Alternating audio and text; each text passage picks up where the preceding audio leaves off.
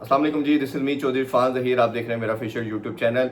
आज क्रिकेट के हवाले से दो तीन टॉपिक है जिस पे हम बात करेंगे। सबसे पहले हम बात करेंगे सेंट्रल कॉन्ट्रैक्ट के हवाले से, उसमें क्या चेंजिंग आई है, क्या अपडेट है। अभी भी कुछ देर पहले आकब जावेद साहब का इंटरव्यू आया है, उसको डिस्कस करेंगे। दूसरा, ये क्वेश्चन कल भी मैंने किया था कि जितना बड़ा टैलेंट, जितना बड़ी एक क्लास वेब सूर्यवंशी है, क्या उसको सिर्फ T20 फॉर्मेट तक रखना चाहिए कि बाकी फॉर्मेट खासतौर पर ओडीआई की तरफ भी सोचना चाहिए, ये भी डिस्कस करते हैं। और थिर्डली, जो बेन स्टोक के वाले से ब्रेकिंग न्यूज़ है कि बेन स्टोक जो है तीसरा टेस्ट मैच खेलेंगे, गस एटकिंसन भी उनके साथ इसका पार्ट होंगे। तो this is the breaking news. सबसे पहले सेंट्रल कॉन्ट्रैक्ट को डिस्कस करें तो सेंट्रल कॉन्ट्रैक्ट के अंदर जी अब 4 कैटेगरी रखी गई हैं, A B C D। A category जो प्योरली जो टेस्ट क्रिकेट खेलते हैं उनके लिए है, बी कैटेगरी ओबियसली जो ओडीआई सिर्फ खेलते हैं, और सी कैटेगरी जो सिर्फ T20 के लिए है। फिर AB और BC भी रखा गया है, जो ओडीआई और टेस्ट खेलेंगे उनके लिए AB का मर्जर है। इसी तरह BC जो है वो T20 और ओडीआई खेलने वाले के लिए है, और डी कैटेगरी जो है वो अंडर 19 और अपकमिंग बच्चों के लिए बनाई गई है। इसके अंदर जो फाइनेंशियल मॉडल है उसको भी थोड़ा डिस्कस कर लें। पहले ए कैटेगरी के अंदर जो था पाकिस्तानी प्लेयर को ऑलमोस्ट 60 लाख मिलता था। अब आप सब जानते हैं कि प्राइस रिड्यूस कर दी गई है। AB के अंदर शायद 45 से 48 तक मुझे जो बताया जा रहा है। अगर किसी के पास सिर्फ एक फॉर्मेट खेलता है तो प्राइस कुड भी 40 लाख अप्रोक्सीमेटली, अगर ए कैटेगरी है या बी कैटेगरी है। इसी तरह सी कैटेगरी में जो है उनकी अप्रोक्सीमेट जो प्राइस है टेंटेटिव वो 30 लाख के करीब होगी। तो ये एक स्टेप इन अ वे कि अगर आप price in terms of financial बात करते हैं तो वो जो वैल्यू पहले ज़्यादा थी वो अब कम हो गई है। तो अगर कोई कल को ये प्लेयर बात करते हैं कि जी हमें एक कैटेगरी नहीं दी गई, तो अगर अब एक कैटेगरी मिल भी रही है तो वो फाइनेंशियल रेम्यूनरेशन जो है वो कम है।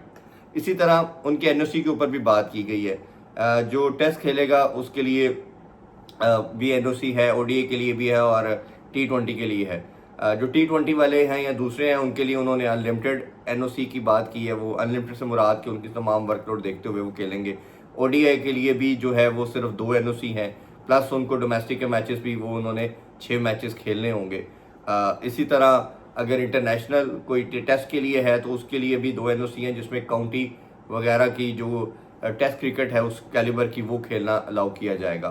तो उन बेसिस के ऊपर लेकिन आपको डोमेस्टिक के 6 मैचेस खेलना मैंडेटरी किए गए हैं। एक लिहाज से अच्छा स्टेप है, क्योंकि रिसेंट पास में हमने देखा कि हमारा कोई भी सीनियर प्लेयर डोमेस्टिक नहीं खेलता, जिसमें बाबर है, शहीन है, बाकी भी जितने लड़कों की आप बात करें, आगा है। तो वो क्योंकि उनका मानना ये है कि जी हम इंटरनेशनल कमिटमेंट के अंदर एंगेज हैं, बिजी हैं, तो हम उसमें अपना टाइम नहीं दे सकते।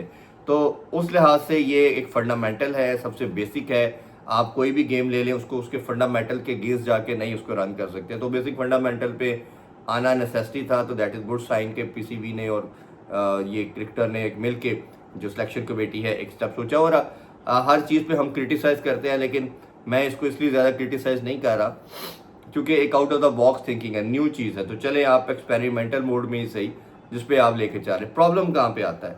प्रॉब्लम ये आता है कि आपने अब साथ जो इसकी सिलेक्शन का क्राइटेरिया जोड़ा है उसमें आपने कह दिया कि 85% डाटा ड्रिवन होगी। और आकिब जावेद साहब की इस स्टेटमेंट से मुझे इख्तलाफ है, जो उन्होंने कहा है कि 85% जो सिलेक्शन है जब वो होगी तो सिलेक्टर को ग्राउंड में जाने की ज़रूरत नहीं है। मैंने पहले भी एग्जाम्पल दी कि आरपी सिंह ने 2 साल ट्रैवल किया ईशान किशन के साथ जब उन पर बैन था, और उनको वो देखते रहे, उनका कंडक्ट देखा, उनकी गेम देखी। उसकी इंपॉर्टेंस क्यों है? ये सबसे इंपॉर्टेंट चीज़ है जो जानने की ज़रूरत है। उसकी इंपॉर्टेंस इसलिए है कि सिलेक्टर को ना सिर्फ ग्राउंड के उस टाइम पे जाने की ज़रूरत है, पहले जाने की ज़रूरत है। वो पिच देखे, कंडीशन देखे, सर्कमस्टांसेस देखे, प्लेयर जो रन्स कर रहा है किस कंडीशन में कर रहा है, क्या सिनेरियो था, वो आउट होने के बाद आके उसका वर्क एथिक्स क्या है, वो कोचेस से क्या बात करता है, उसका कंडक्ट कैसा है। ये एक एक पैरामीटर है जब आप किसी को मेंटली और फिजिकली गेज करते हैं। तो until unless you won't be present there you can not able to जज दैट पर्सन। तो ये उस लिहाज से सबसे मैंडेटरी पार्ट है। सेकेंडली, मुझे लगता है कि आप जब बच्चों को डी कैटेगरी के अंदर ख़ास तौर पे आप बच्चों को, उन्होंने कहा कि उनको हम रखेंगे, ग्रूम भी करेंगे, उनको इंटरनेशनल की तरफ लेके भी चलेंगे, वो हमारा एसेट है, और उनकी तरफ ये मेरा ख्याल है अच्छा साइन है। पहले डी कैटेगरी तो कोई थी नहीं, और इस डी कैटेगरी के लिहाज से अगर आप यंगस्टर को, अंडर 19 के बच्चों को लुक आफ्टर कर रहे हैं तो ये मेरा ख्याल है कि this is very very important and healthy sign for cricket, Pakistan cricket specially. तो ये कुछ अपडेट आई थी एनओसी के हवाले से, और फर्दर एनओसी के जो आपका प्लान है उस हवाले से, तो मैंने कही आपके सामने रखे। अच्छा, दूसरी बात हमने की वेब सूर्यवंशी के वाले से, आउटस्टैंडिंग टैलेंट, उससे बड़ा कोई प्लेयर अभी नहीं हम देख रहे। जो उसकी स्टार्टिंग है वो कंपैरिजन किया जा रहा है, कोई विवर रिचर्ड के साथ कर रहा है, कोई सचिन तेंदुलकर के साथ कर रहा है, बिल्कुल बनता है। और जिस तरह वो कर रहा है, शायद किसी जगह पे ये देखा जाए कि जितना डेंट ये डाल रहा है तो उन्होंने भी शायद इतना नहीं डाला था। शायद T20 नहीं थी, या उनकी स्किल लेवल को तो नहीं हम कोई कंप्रोमाइज़ कर सकता, या इसको हम एलिवेट करते हुए नीचे नहीं गिला सकते। बट ये जो कुछ ये कर रहा है वो भी किसी ने नहीं किया, मतलब हमने वी हैवंट सीन दैट। और क्वेश्चन ये था कि जिस तरह अभी ODI का उसने फाइनल जिताया है अभी इंडिया को, अंडर 19 का वर्ल्ड कप का फाइनल आपको सबको याद है, वो जिता चुका है, 180 किया। मेरा मानना ये है कि जो ये डेंट कर रहा है अपोजिशन को 7-8 ओवर खेल के, आप देखें कि पहली जो उसने 50 की है इस 94 के अंदर, वो 11 बॉल्स पे की है। तो जो यानी कि वो जो T20 की फास्टेस्ट 50 का रिकॉर्ड है युवराज सिंह के पास 13 बॉल का, ये उसको भी ब्रेक कर गया। और आप ये देखें कि अब कितनी बड़ी स्किल लेवल है इसके पास, किस तरह की ये पावर हिटिंग करता है। फिर ये देखें कि अगर 8-9 ओवर खेल जाता है, और अगर किसी टीम के पास एक ऐसा प्लेयर है जो अगर 8-10 ओवर खेल गया तो 99% मैच आपको जिता गया, तो आप कैसे साइड लाइन कर सकते हैं। आई नो कि ये बड़ी लंबी डिबेट है, बहुत से लोग कहेंगे ऐसा नहीं होता, अभी लड़के को खेलने दें, अभी उसको T20 खेलने दें, ODI के अंदर बहुत प्लेयर हैं, सब कुछ है।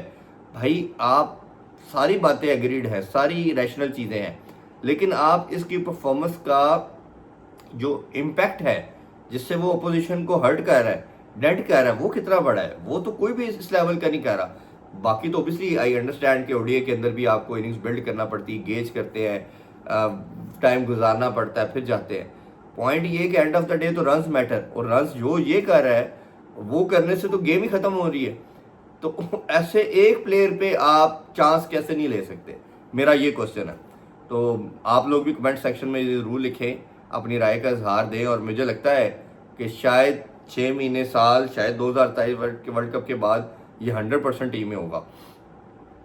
बट इसको अगर खिला के अगर देख भी लिया जाए, और अभी आई एम श्योर ये T20 के अंदर आयरलैंड और इंग्लैंड के खिलाफ अपना इम्पैक्ट जब डालेगा, और फिर दुनिया कहेगी कि नहीं जी ऐसे प्लेयर को तो बाय रखना या ऐसा करना ये बड़ी ज़्यादती है, ये फिर एक आवाज़ उठेगी। जैसे पहले बहुत ने कहा अभी 15 साल का है, कैसे टीम में आ सकता है, उसने IPL में रन्स किए, अंडर 19 में किए, हर जगह जब किए तो selector did not have any choice except कि इसको टीम में डालें, तो वो डालना पड़ा। तो exactly I am thinking the same thing कि अगर वो T20 में इतना बड़ा इम्पैक्ट डालता है और ODI में भी डाल रहा है, ठीक है, ODI अंडर 19 वर्ल्ड कप को याद रखिए, ये भी ट्राई नेशन फाइनल याद रखे जो उसने जीता है कल, और जिस तरह की परफॉर्मेंस दी है, तो आप किस तरह साइड लाइन कर सकते हो। तो दैट इज़ इम्पॉर्टेंट थिंग। तो मैंने कहा कि ये भी आपके सामने एक ओपिनियन रखी जाए। तीसरी चीज़ जी, आपको सबको याद होगा मैच के बाद गस एटिक्सन और कैप्टन जो हैं बेन स्टोक, वो क्लब जाते हैं, प्रोटोकॉल को फॉलो नहीं करते, और उसके बाद इंग्लिश जो बोर्ड है आपको मालूम है वो कंप्रोमाइज़ नहीं करता, और उनको फिर दूसरे मैच में सैक कर दिया जाता है। अभी रिसेंट अपडेट आ रही है जी, ब्रेकिंग न्यूज़ ही कहना चाहिए, कि वो थर्ड मैच खेलेंगे, और कोच ने उनको बुला लिया क्योंकि काउंटी चैंपियनशिप में चले गए थे, उससे वापस कॉल कर लिया गया है। दूसरा मैच न्यूजीलैंड सिंगल हैंडली, मतलब वन साइडेड अफेयर ही किया, उन्होंने जीता। It's final somehow, it's most important match for both team. तो इंग्लैंड चाहता है कि वो आए और वो खेले, और उनका क्योंकि रेगुलर 2-3 साल से कप्तानी 2.5 साल से कर रहे हैं, और one of the best all rounder है। बैटिंग में भी वो अपना इम्पैक्ट छोड़ते हैं, बॉलिंग में तो वो जब ज़रूरत पड़ती है तो एक पूरे बॉलर की तरह भी वो अपनी चीज़ लेके आते हैं। आल्दो के 2017-18 में उनके ऐसे इश्यूज़ रहे, हम पास में पहले में बात कही है कि अगर आप केविन पीटरसन को देखें तो वो दुनिया का सबसे बड़ा प्लेयर था 2011 में, प्रॉब्ली 10-11 तक। जब उनके बोर्ड के साथ कॉन्फ्लिक्ट आए, कोई ऐसी चीज़ें आई, तो बोर्ड डिडंट स्पेयर हिम, और उन्होंने उनको बाहर कर दिया। तो यानी कि ये इनकी हिस्ट्री रही है इंग्लिश क्रिकेट बोर्ड की, कि वो अपने जो कुछ एथिक्स हैं, कुछ उनके प्रोटोकॉल हैं, या कुछ उनके जो सर्टेन रिक्वायरमेंट है, अगर वो फुलफिल नहीं की जाए, खासतौर पे कोड ऑफ कंडक्ट वाली साइड पे, तो फिर वो नहीं देखते कि रिगार्डलेस कौन कितना बड़ा प्लेयर है, कितना बड़ा नाम है, दे सिंपली टेक एक्शन। तो और वो उन्होंने इनके खिलाफ भी दूसरी दफ़ा लिया। तो बट अब देखते हैं कि वो उसमें से अब कैसे निकलते हैं, क्योंकि हमने देखा कि जो रूट को मेरा मानना था कि एक मैच की कप्तानी दी गई, शायद उनके मैच में था, बट वो भी हैरी ब्रुक को आई पर्सनली फील के देना चाहिए कि one of the best talent, और आपका T20 और ODI का भी कप्तान था, और टेस्ट के अंदर भी जो उसका अप्रोच है जो बेसबॉल मॉडल को इंग्लैंड फॉलो करता है वो एक्जैक्टली ऐसा ही है जो उनके कोच ब्रेंडन मैकलम का है। तो वो मेरा ख्याल है एक सिंक्रोनाइजेशन कैप्टन और कोच की आनी थी। But anyways, good luck to England और good news for English fan and the Ben Stoke fan के बेन स्टोक वापस इंग्लैंड को लीड करेंगे। अपनी राय का कमेंट सेक्शन में जरूर इजहार कीजिए। आपसे नेक्स्ट शो में मिलते हैं। टेक केयर, अल्लाह हाफिज़, बाय बाय।